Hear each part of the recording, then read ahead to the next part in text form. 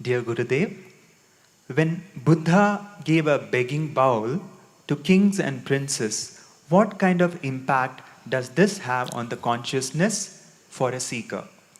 When Buddha gave the begging bowl to seekers, he meant just let go of all those things which you think yours and with which you are attached. It's a way to let go of attachment and know that your survival will always be provided, and whatever you need for yourself, you ask and it shall be given to you. That is it. An individual needs very little to survive. Doesn't need much to survive. But the greed in the mind is responsible for the anxiety, nervousness. And the attachment in mind is responsible for misery. So Buddha said, if you want to get out of misery, first thing is you let go of the cause of misery, which is attachment to material stuff. You just let go them. And what is that you need? You will get it. You ask for it. It shall be given to you. Nobody will ever refuse bhiksha for anyone. If someone says, I'm hungry, I want some food, you will have so much food that you can't eat.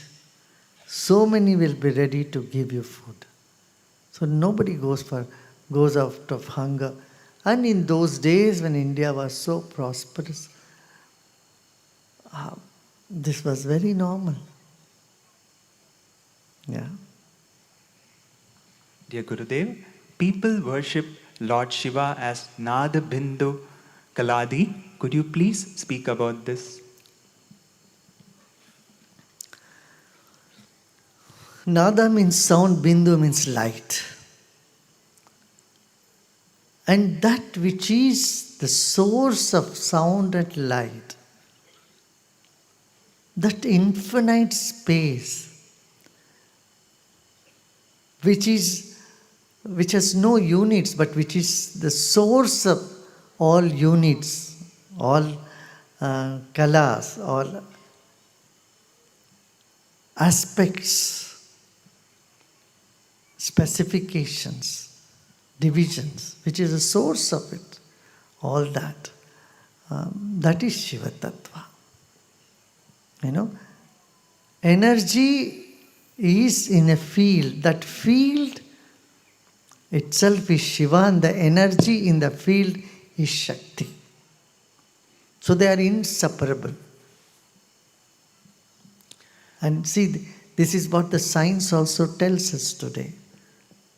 And it says the field and the energy, dark matter and dark energy. They say, the space that contains all the energies of the world. Kala is different units of energy, forms of energy. Nada and Bindu, sound and light, everything is part of it.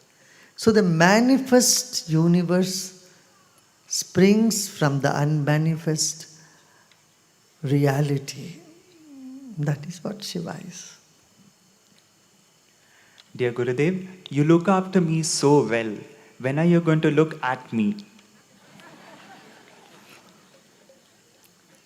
I'm looking at you all the time.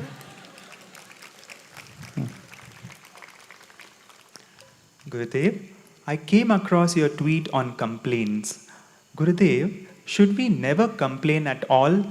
Then how do we vent out in situations where we feel helpless and frustrated? No, you complain, no problem. You can complain. You see, it's okay to complain. Don't say, oh, I shouldn't complain, and you don't have to be goody, rosy all the time. No. But see, if it has become your habit to complain all the time, then your complaint has very little value. If you complain once in a while, once in a leap year, it carries more weight. But your complaint is like the sunrise and sunset every day. It has not much charm, no value. At the same time, see, when a complaint arises, complain, no doubt. But it should not be, see that it doesn't carry the bitterness or prejudice with it. When you have prejudice in the mind, when you have bitterness in your feelings, and you are complaining, then it is affecting you more than others. It will pull down your own energy.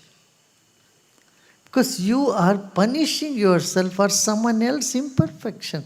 My dear, wake up. In the world, people are imperfect. You can't have everybody the ideal, complete, perfect shape that you want them to be, where you yourself are not that. You don't look into mirror. You don't see how imperfect you are, but you see others to be more imperfect. And then you start complaining about them. You must be aware of that. Your complaint must be constructive. If you tell them, hey, this is done this way, it should be done this way, it would be better. Not this. So, if it is a suggestive correction, it should always be welcome. But if a complaint is about the past and you hold on to it and you grumble, you are losing out. And you are creating such a negative cloud around you, which is unwarranted. Lord Shiva drank the poison, but then Shakti stopped it at the throat. This is a great secret in this. So poison is stopped at the throat. Means it doesn't go into the heart. So as long as your words are just only from up above the throat and not from your heart, you are safe. Got it? Good. Similarly, when someone gives you criticism, throws a negative remark on you, don't take it into your heart. Hold it at the throat.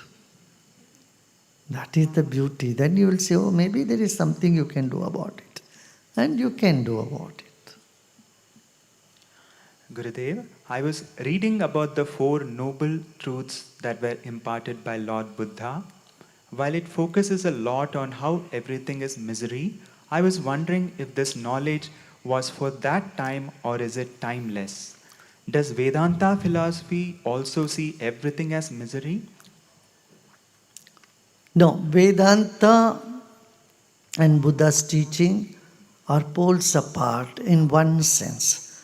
Vedanta says you are born out of bliss. Everything is bliss. Everything is ananda, bliss. But Buddha says everything is sorrow. It is very relevant. There are 2 sides of the same coin when you see from the other side. They are poles apart, no doubt, but even Adi Shankara was called Buddha in disguise. He said the same thing like Buddha. The only one difference is he said life is all bliss. He led you towards celebration.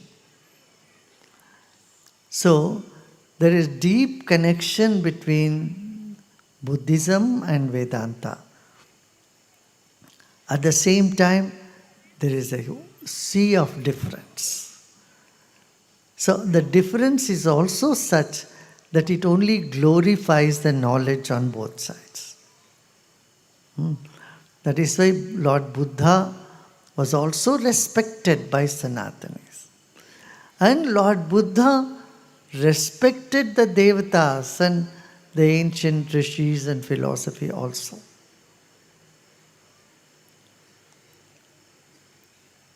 It is mutual. That's why Lord Buddha is made the 9th avatar of Vishnu.